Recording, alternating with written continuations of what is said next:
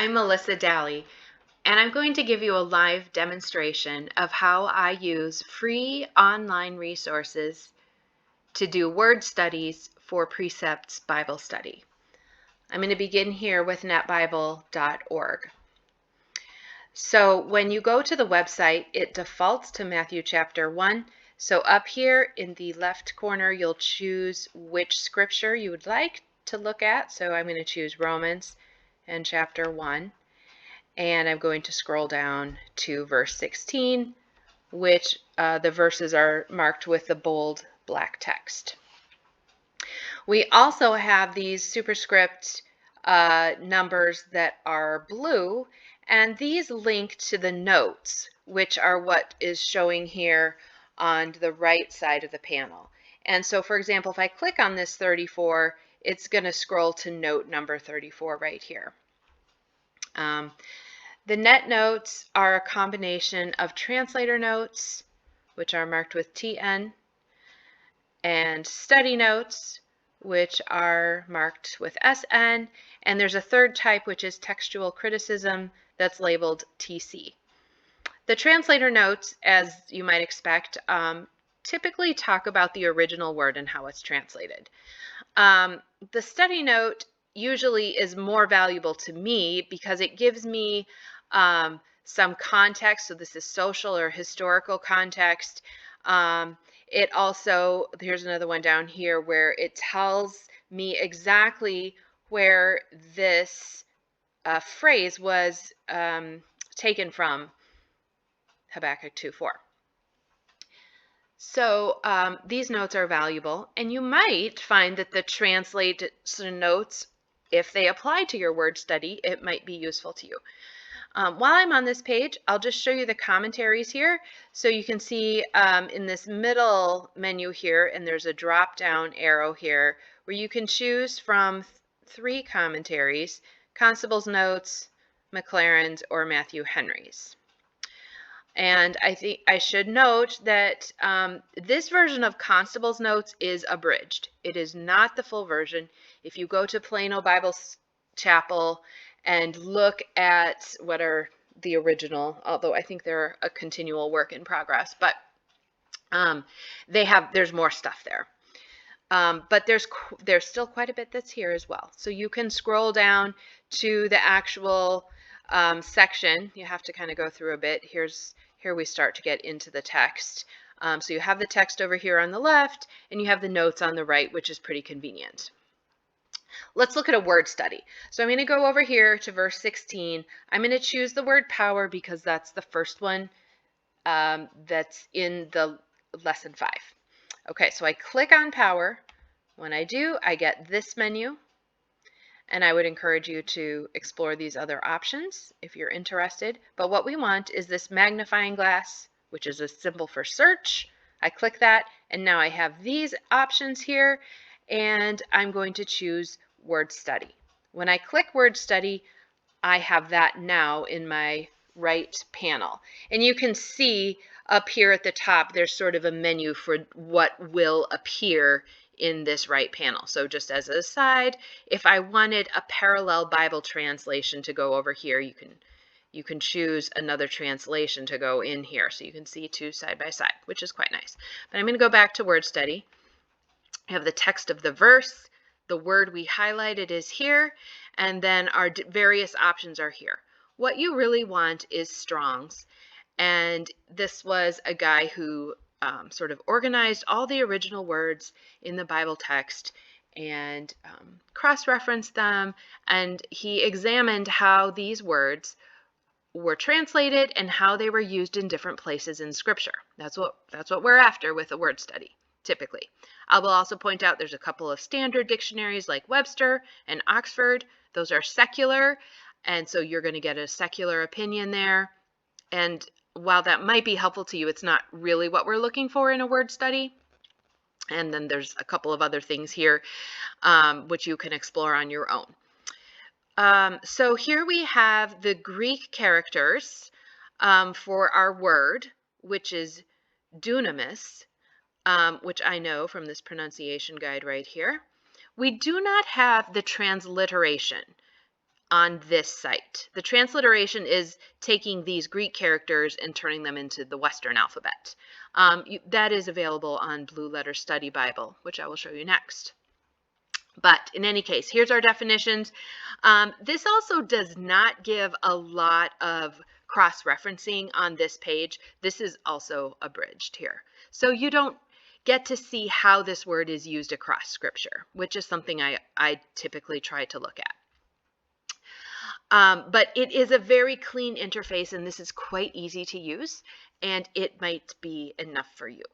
I usually use this in combination with Blue Letter Study Bible, which is what I will show you next. But before we leave this site, I would like to stress that what I'm showing you is on my computer's desktop using a browser. If you use this website on a tablet like an iPad, if you have it in portrait orientation, you will only be seeing this left panel. You can click through and see the notes, but it's a little bit more complicated to get to this stuff. If you turn your tablet to landscape orientation, then you get the two panels, and it will work essentially like what I've shown you today. If you access this website on your phone, you only get this left side panel. From my experience. Okay, so let me show you Blue Letter Study Bible. So here's the website, and you know, there's a lot of stuff here you can explore. You could get lost here for days if that's interesting to you. But what we're going to do is look for our verse, which is Romans 1:16, which I just typed into this search box right here. You could also put words in here, but I find that to be less helpful because sometimes a word, like if I typed in power, I might get how that was used in Hebrew in the Old Testament, as well as in the Greek for the New Testament, and I really want to know what is specific to this verse. Then you can choose your translation, and I recommend that you use NASB because that is what's used for precepts. You can either use the original 1995, sorry, it's not the original, but it is the 1995 version, and that is, I believe, what is in the precepts book. And the 2020 translation is a newer, updated one, and that is the one that I'm going to use for this demonstration. So we'll search here for that verse. And what we have here is all the verses from this chapter that are just kind of broken out like this. But you can see that verse 16 is highlighted here. And we have some tools. If I hover over this tools button, these pop up and I could click on these. If I click on tools, then those same little tabs will all show up here for me. So I could go back and forth through them quite easily, which is what I prefer to do. So now we have the entire text in Greek, and you can click on the word here if you know what it is, but chances are you're not going to know what it is. So I look down here, here's all the English words from the verse, and so I scroll down until I find power, which is right here, and you can see here I can see what the Greek word is, and then this is actually the transliteration here. This dunamis right here. So I'm going to go ahead and just click on power. Nope, that's not what I wanted to do. Let me go back. I want to click on the Strong's number right here. I told you earlier that Strong gave all these words, he categorized them. So here we go. So it's 1411. That's the one I wanted. Sorry about that. So this is what we were trying to get to. Here's our Greek characters up here.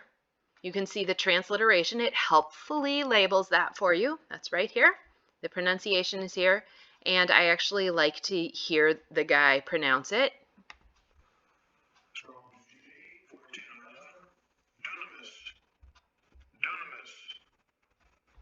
Okay, so there's our word. I do enjoy linguistics to some degree, but I usually just skip over all this stuff because that's not really what we're after for a word study. So I keep scrolling down here. I do like to see this KJV translation count, and it's going to tell me how many times the word is, how it's translated, and then how many times we see that in the Bible. So you can see 77 times it's translated as power, and then there's these other words, and you can see how many times they were translated. Outline of biblical usage. This is really what we're getting at. These are the things that you want to write down. Besides, I believe you're asked to write down the transliteration, and then also to put down as much of the definition as you like.